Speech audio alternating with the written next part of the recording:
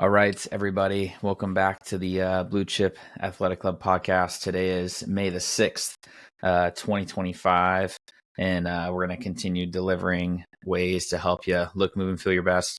We are getting ready to bug out of the house, so this is going to be a pretty quick episode here. And if Chelsea pops in behind me to grab some clothes or the dogs bark, feel free to ignore that as we kind of get this thing going. But or maybe she'll just yell and be part of the discussion. Maybe you can talk about your sports time too, honey. We can figure that out. But today's episode will be brought to you by our partners over at First Form and our newest partnership over at Sweet Perfections, who make protein cookies. Really excited to have these guys as a partner with us. So whether you need, greens, protein powders, collagen, you name it, we've got it. And now we've got a protein cookie company that we're super excited and have tasted at least 4 of their flavors, and they're rolling out new ones all the time. They're super good. So without further ado, we're going to get into the topic for today, which is going to be the truth about, out training poor recovery in general, and why recovery is kind of the foundation of being successful in your future as a person, as an athlete, as a person who kind of just wants to play beer league sports until you're dead, which is kind of what we're trying to do over here. So I'm going to talk through a couple different things, recovery, why it matters, physiology behind what recovery is, common recovery killers, my personal struggles with recovery, simple fixes that are going to end up moving the needle for us there too. So we'll just kind of get this thing rolling as we go here. So, what is recovery? Why does recovery matter? Recovery in general is the body's ability to repair, rebuild, and adapt. We'll say, I don't know if that's Webster's edition, but that'll be our edition here for today. And at the end of the day, if you're somebody who is training, you're somebody who is, playing sports, doing any of those types of things, your body is going to break down in that time. And in that time, your recovery is really key, because that's what promotes growth. So if you have training or a load on the body, that's going to be the breakdown phase. Your recovery is then going to be the growth phase. If you don't have adequate recovery, you're not going to make adequate progress along the way in your health and wellness journey. So that is kind of, grand scale, 10,000 foot view is why this is so important. And we're going to talk through a couple of the different medium, why it's important, and those types of things as we get going. But just really wanted to start off with that. The next kind of thing I wanted to hit on is like, hey, this is super compensation. And what that is essentially like, hey, the period where your body becomes put under that load or stress. So let's say, I'm just turned 30, watch out world, entering my 3rd decade here on planet Earth. And I have not lived it down in the last 4 or 5 days since having the birthday, either from people that I know, because I've been taunting the fact that I've been in my 20s while other people I know have been in their 30s. But the super compensation here is like, the period in which your body is adapting to become stronger and more fit. So like, let's say, hey, you're going out and you're going to go play a game of soccer. We got a soccer game tonight for our co-ed league. We're going to put our body under that training load during that game, probably running a little bit of sprints, jogging around, doing all those things for better part of 45 minutes or an hour. And then, as the body is stressed, then you're going to have to put yourself under that proper recovery, or you're going to miss the window to where you're going to adequately recover, bring your body back, and then actually to a new norm. And if you don't adequately recover, you're going to actually create more fatigue over time, less gain, we'll call gains throughout your life. And then you're actually going to put yourself into potential hormone issues and other things, sleep stuff, and that we're going to get into. So what I want to make sure that we emphasize is your training is important. The fact that you get out there and move under load, run, rock climb, whatever your kind of thing is super important. But without proper recovery, you're really going to miss out on the benefits of doing those things, so that you can kind of look, move, and feel your best for life. So, let's talk a little bit about physiology, why these things kind of matter, and how it kind of also relates to nutrition in general, because I think it's pretty important to kind of make sure that you're understanding exactly why nutrition is so key, and then why some of these macronutrients kind of play into the picture too. So, I stress this because as somebody who has totally done it the wrong way for the better part of his life, it changing little things and understanding little pieces of the nutrition game is what has really started to develop my own ability to maximize my recovery and also maximize results kind of over time and be able to continue to play beer league sports and do these things. Because the statistics are staggering. The amount of people that will even enter a full sprint after the age of 30 is like 5% of the population. It's incredibly low. You can fact check me on that. It's something that's really, really low. And it's sad because a lot of people are missing out on times to play with kids, ability to continue to compete, whatever those things kind of look like for you. That's really why we want to make sure that we're hitting this stuff home. So we're going to talk a little bit about muscle protein synthesis and why that's so key. So protein in general, we'll call as one of the foundational building blocks for lean muscle mass.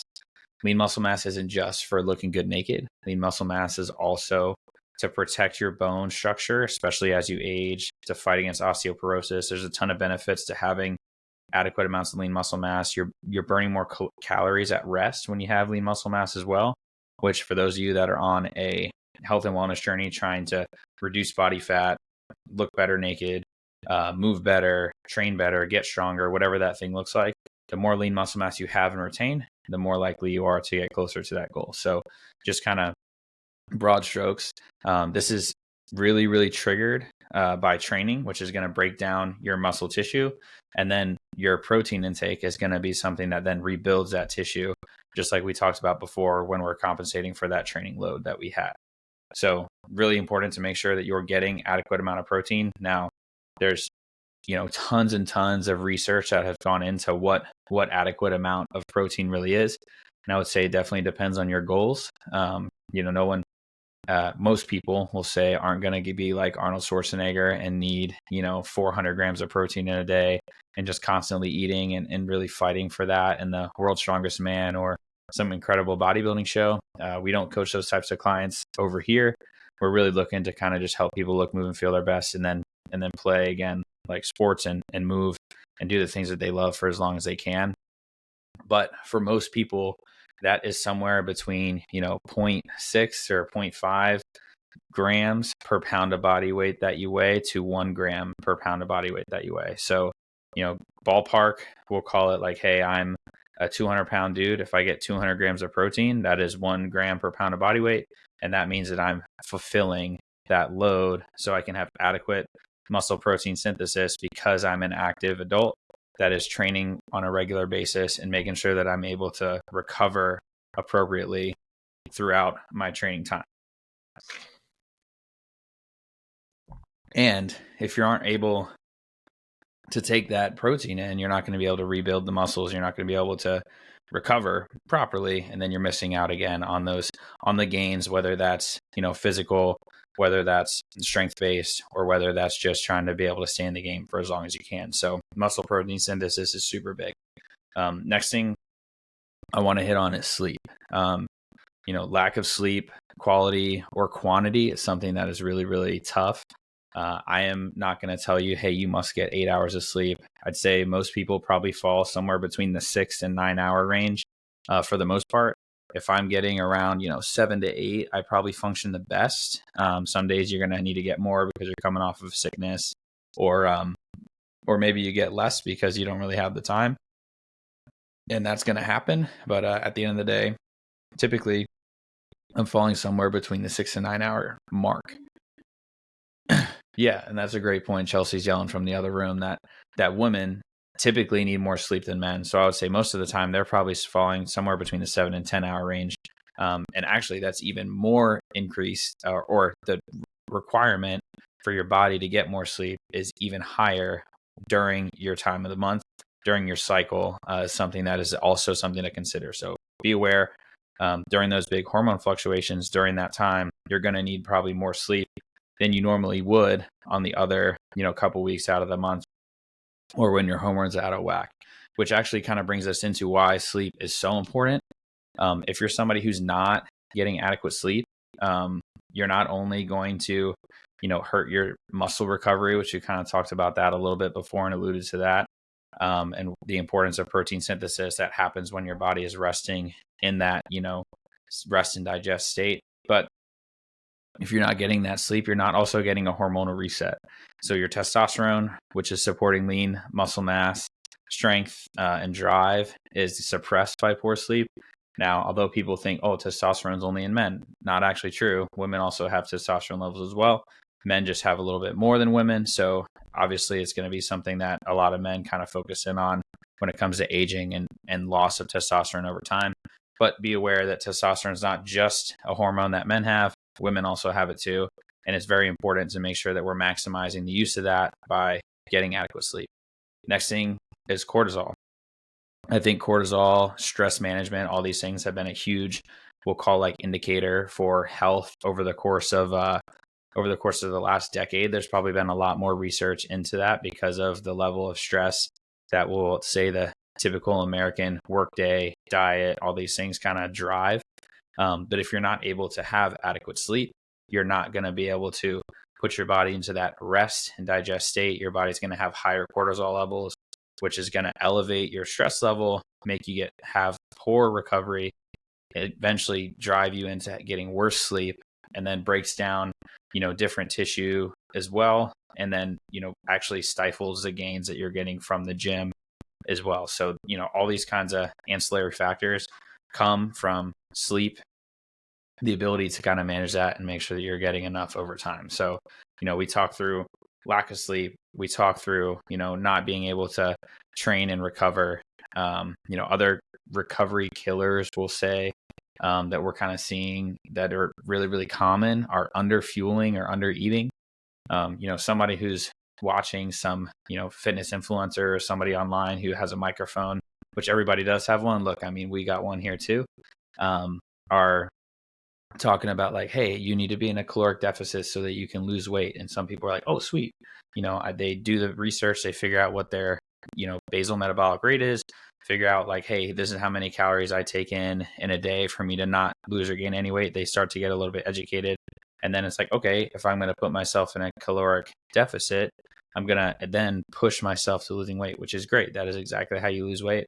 But the problem is that if you're under fueling over time, your body is then going to then establish a new baseline, a new norm, and you can put yourself into what we'll call like a survivor state, which is like, hey, let's say you're taking in 2,000 calories in a day, and now your body's only taking in 1,000. Your body's then going to just prioritize where all of that energy goes and how the body's going to use it, which typically goes for brain function, because that's something that's brain and organ function we'll call in general. The brain takes up most of our caloric intake on a day-to-day basis. And then you're also going to try and put all of that stuff into fat stores so that your body has access to it, because your body's like, oh, I don't know when the next time I'm going to be able to eat is. So I need to store this energy so that it's, ready for me to go when the next time comes that I can eat. So, that will also promote stress and then start to kind of snowball that effect of like, hey, you're only eating 1,000 calories. You have no energy. You're stressed out. And oh, by the way, you're not losing the weight that you wanted to because your body's retaining all of that. So underfueling is something that can totally stifle your gains over time, really, really hurts your recovery as well. The other thing that I'll say, I'll say like almost opposite of that is overtraining. We talk about like, hey, this is something that I probably struggle with a lot. People will say that know me well, know that I like to get after it. I like to get a sweat on. It's just as important for my mental health as it is for my, physical health. And if you're hitting, there's some we'll call like hit workout, or you're lifting heavy weights and you're doing this like multiple days in a row, and you're not taking those recovery days, you're not doing those light mobility days, walking, a little bit of stretching, maybe like a zone 2 cardio, something like that, you're not going to allow your body to recover the way that you need to. And then you're also going to stifle those gains over time, the ability to recover over time. So too much is also an issue when it comes to recovery as well. And then we talk through, that we'll call the things that I'd say get a lot of attention nowadays, especially, alcohol. dehydration. Alcohol is going to dehydrate you in general. It's also going to be identified as in the body as a toxin. So it's going to be the first thing the body's trying to get out of it because it doesn't want to hold on to it. I'm not telling you not to drink. I had a nice little pour of whiskey last night for a birthday dinner myself. Just realizing like, hey, when you take that alcohol in, it comes at a cost. If you're ready to pay that and your habits are good outside of that, then great. If you're somebody who's drinking every single night and you're expecting to be ripped like Rambo, just cage your expectations a little bit and realize that is the price that you're going to pay for that recovery over time. And we already talked a lot about like common stressors, kind of being in a chronic stress state, and then just general lifestyle habits. Like, how are you moving? Are you sitting on the couch? Do you go to work? Are you sitting sedentary at work at a desk all day long for 8 hours? And then do you come home and then immediately when you get home, you kick your feet up and you're watching sports, you're watching Netflix, you're doing that thing until you go to bed and you lay down and you do that. Maybe you even train. Let's say you train for an hour a day. Sweet, you were up for an hour a day, but the whole rest of your day, you're being incredibly sedentary. It makes it really, really hard for you to continue to have that energy, be able to recover because you're almost like overly recovered and you're tightening up the body over that time. So just like talking about like lifestyle habits, making sure that you are giving yourself, adequate sunlight, getting outside, doing all those things. If you're living in a really cold place, we'll call mentor of mine, who's been in the health and wellness space for a long time, Jeremy Scott, talks a lot about just doing something so simple as moving. If you live in the Northeast and it's dreary and cold and shitty, or Alaska, and you're not going outside, you're not getting vitamin D, maybe you should move somewhere a little sunnier and warmer so that you can do that. But that is obviously your decision. You can always get a happy lamp and let that rip as well. But we're going to move on to a little bit more about like my own personal struggles with recovery. So for those of you that do or do not know, I played sports in college. I played lacrosse and then went to a service academy. So a couple will say good things about that. It teaches you a lot of time prioritization, management of your time, your effort, your energy, a lot of those things. But like most people, you're still a college student. So you want to go out and drink with your buddies and do all these things. You also are taking 20 to 23 credit hours as a mechanical engineer there most semesters, which again, though it's pretty tough for you to get adequate sleep, rest, and recovery when you're playing sports on top of that. And then also trying to juggle having some sort of a social life. Typically, sleep is the first thing to go. And then not to mention too, when you're at a college campus like that and you're not able to leave because of the rules of the institution, you're kind of stuck with the food that they have there, which I'll say is not what I would call up to a standard that I would now have set for myself over time. So be aware, your environment can be something that really hurts you. It can be something that also really helps you. So if you're a college student now working through this, you kind of got to deal with the hand that you're dealt. But if you're somebody who's a fully functioning adult at this point, you have control over your environment. You're able to set that environment up so that you can have more success over time. So make sure that you're doing that. Make sure that you're taking the time to set up your kitchen, put the foods that you want to snack on at the shelf that's eye level or in the fridge at eye level. Put the cookies down by your feet or don't buy them at all. Find ways that you can kind of make the best choices for your nutrition. Maybe it's sleep choices when you're setting a wind down timer at 8:00 because your work day is 8 to 4, 8 to 5, and then you're able to kind of set those boundaries between work and personal life and sleep so you can prioritize those things. It's really, really huge. The other, I say, like big issue that I had kind of in my early days of training, and we'll call naive and ego days of training too, are when I was just trying to be as strong as an ox. I had this big goal of benching 315, deadlifting over 500 pounds and squatting over 400 pounds. And for some reason, that was like the only thing I cared about. And I just ate like fucking everything in sight. I would eat everything. I didn't really care about the nutritional content of it. Breakfast sandwiches every day with like a ton of sausage that was just frozen, eggs, bagels, you name it, like kind of everything that was going on.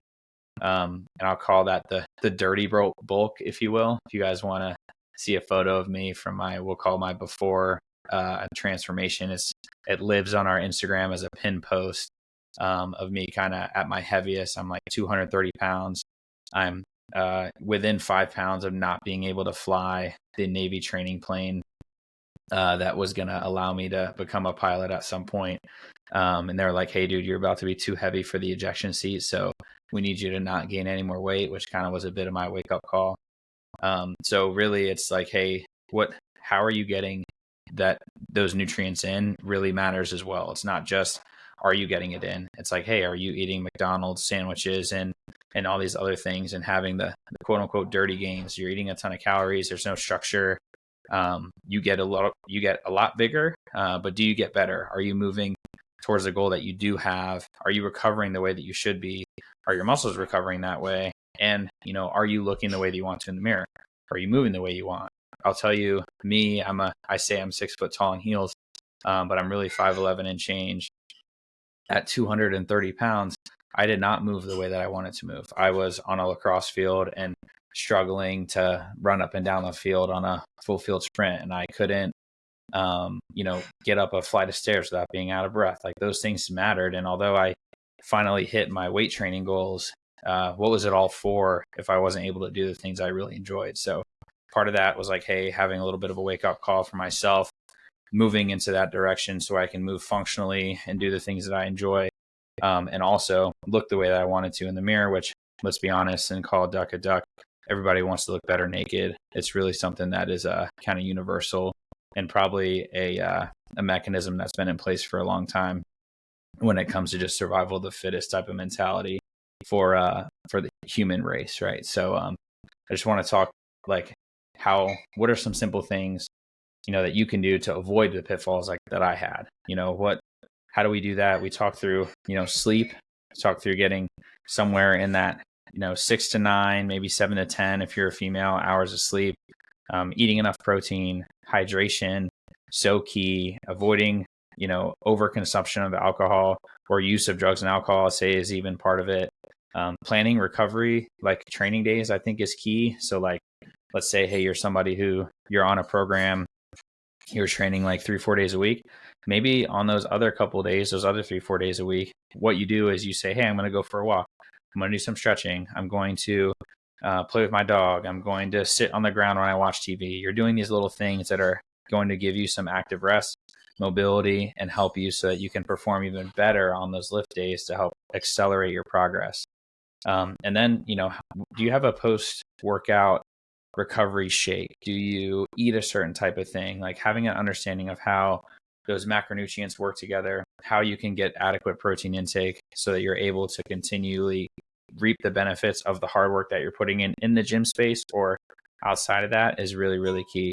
And if you need help with those things, again, shout us out, let us know, leave a message, and we'll send you guys some of the stuff that we use, whether that's first form, protein powders, or whether that's a protein cookie that's able to keep you going from our buddies over at Sweet Perfections. You just need to figure out kind of what works for you and find your flow, we'll say, when it comes to your health and wellness, and just kind of keep those things going overall. So just a couple kind of closing thoughts as I get out of here. I think we got probably about to be late for this appointment that we have to go to, but progress in general isn't necessarily just about how hard you train.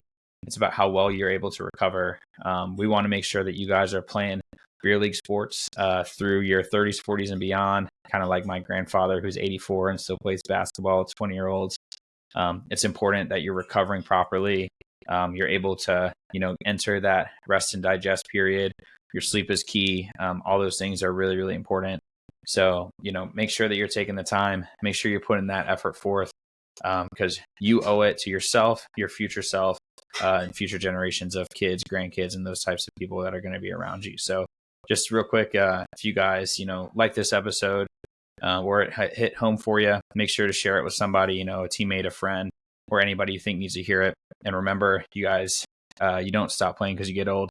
You get old because you get old, because you stop playing. We'll see you guys next time. Later.